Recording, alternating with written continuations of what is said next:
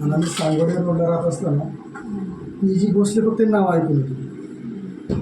आणि तेव्हा भारतीय बौद्ध महासभेचं म्हणजे एवढं काय म्हणजे हे नव्हतं किंवा अट्रॅक्शन नव्हतं त्या भारतीय बौद्ध नाव ऐकून होतं पण अट्रॅक्शन नव्हतं. पी जी भोसले गुरुजीने तिथं बोलल्यानंतर वाढदिवस साजरा झाला आणि त्यांनी मला आभाराला बोलवलं की तुम्ही आभार करा. तिथून उठल्यानंतरचे माझे हातपाय थरथर कापत जे होते मी गुरुजीला हळद दिलं म्हणजे तुम्हीच घ्या ना आभार.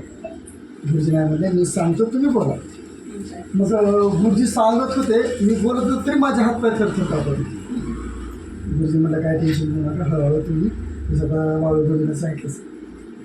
मग असापासून प्रॉब्लेम मग मी त्याला धम्मदान म्हटलं किती देऊ गुरुजी तुम्हाला. गुरुजी म्हणले द्या तुम्हाला काय सहकुशील द्यायची. मी 200 रुपये काढले आणि दिले तुम्हाला. गुरुजी काहीच बोलले नाही. तिथून आल्यानंतर पुन्हा काय झालं एक दिवशी असेच गुरुजी मला भेटले. गुरुजीला म्हणलं मला असं कळलं गुरुजी की 500 रुपये धम्मदान द्यायला पाहिजे मी तुम्हाला 200 दिले. तो गुरुजी म्हणजे काही हरकत नाही म्हणजे तुमचे सहकुशील तुम्ही दिले ते माझ्यासाठी महत्त्वाचं. गुरुजीचं मला आता अजून एक कौतुक करावं वाटतं की गुरुजी आपल्यामधून निघून गेले पण त्यांनी आम्हाला 2 रत्न दिले.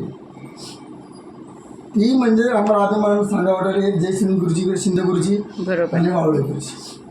हे जे रोपटे त्यांनी लावले पिंपरी चिंचवडमध्ये त्याला गालबोट लागता काम नाही ह्याची जिम्मेदारी पूर्ण आपली. बरोबर. फक्त भोसले कुटुंबाची ही जिम्मेदारी नाही आहे आपली सर्वांची. आपण त्यांनी काय आपल्यासाठी केलं आणि काय नाही ह्याची सगळ्याला जाणीव पाहिजे.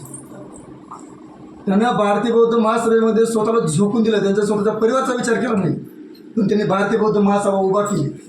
आज माझ्यासारख्या माणसाला भारतीय बौद्ध म्हणजे काय असते पण ह्या त्यांच्यासोबत एवढा मला संपर्क नाही आला पण शिंदे गुरुजी आणि वावळे गुरुजी ह्या निमित्तानं मला त्याच्यामध्ये येता आलं आणि मला भारतीय बौद्ध म्हणजे काय आहे ते थोडेफार कळायला लागले. मी म्हणत नाही मी एवढं परफेक्ट झालो. शिंदे गुरुजीसोबत बोलत असताना त्यांना म्हणलं तुमचं गुरुजीचं कसं काय म्हणजे एवढं अट्रॅक्शन तुमचं कसं. ती म्हणले माझे गुरु आहे मला प्रत्येक वेळेस मला पुढे घ्यायचे. जसं की आता मगाशी मी त्यांना कॉल केला गुरुजी मला डांग्यासोबत द्यायचे मला तुमच्यासोबत. तर गुरुजी म्हणले मी कामावरते. ती म्हणले मला म्हणलं कुठे मी म्हणलं घरी आहे. आत्ताच्या आता मला शरदाने अगोदरच सांगितलं होतं पण मी गावी असताना ते विसरून गेलो की आज कार्यक्रम आहे. त्यांनी म्हणले मला तुम्हाला कार्यक्रमाला यावंच लागेल ते विसरून गेलो मी. पण गुरुजी म्हणले मी गुरुजीला हळूच म्हणलं एकदम. त्यांची कधी कधी मी मस्करी करतो सर म्हणलं मला कॉल आलेलं मी नाही जाणार. मला कॉल आला ना तुम्ही जायचं. सकाळी आता गुरुजीचं मला तिथं भेट झाली पण काय एवढं म्हणजे हे झालं नाही किंवा ते म्हणलं नाही की असा कार्यक्रम वगैरे काय नाही. पण भावळे गुरुजीने कधी आता काल मी गावी असताना त्यांनी मला सांगितले की बाबा आज कार्यक्रम आहे तुम्ही कार्यक्रम आले म्हणजे ह्या दोघांचं कर्तव्य ती बरोबर पार पाडतात. हे फक्त पी जी भोसले गुरुजीने जे बीज पेरलं आहे त्याची ही फळं आहे. आज आपण सर्वजण व्यवस्थित हे करतोय पण माझी एकच इच्छा आहे मी आज त्यांच्या स्मृती दिनानिमित्त एकच सांगेन की त्यांनी जे झाड जे लावलेलं आहे त्या झाडाला प्लीज गालबोट लागू देऊ कसलंही गालबोट लागू देऊ नका. कारण ते ह्यांना एवढं मेहनतीला उभा केलेलं आहे त्याला गालबोट लागायला त्यांना एवढं वर्ष लागलं तेवढं वृक्ष उभा करायला पण 1 सेकंद लागणार नाही त्याला गालबोट लागायला.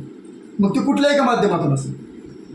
त्यानिमित्तानं आज मी एवढे सांगतो माझ्या शिंदे परिवाराकडून तसेच जांभेगाव वार्ड शाखेच्या वतीनं मी त्यांना विनम्र अभिवादन करतो.